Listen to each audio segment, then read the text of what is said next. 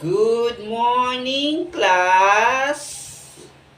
Good morning, Ma'am Santos! Okay, class, our lesson for today is all about addition. So, when we say addition class, so we will adding one or more numbers.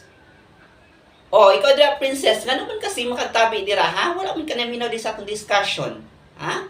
Bantay lang jud ka, pangtanong ti kaon niya kung di ka makatubag, bantay lang jud ka na ako jud, ha? Sige na kagtabi dira, ha? Tabian ka kapag kabata jud. So, okay class, so let's proceed. So, natay kuan example sa atong problem, no? So, natay tulo ka digits diri, no? So, tulo ka number. So, unsaon ni nato pag-add tapos pilay answer ani class. So, mo ni siya example nato class.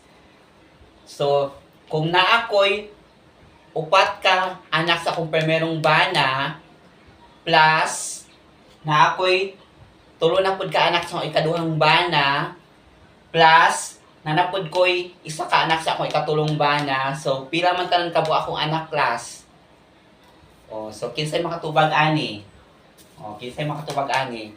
Oh, sige tawgon na to si Princess kay sulayan nato kung kabalo ba siya sa answer kay kasi man siya tabi kanina. Sige Princess, unsa daw ang answer ani Princess? Sige daw Princess.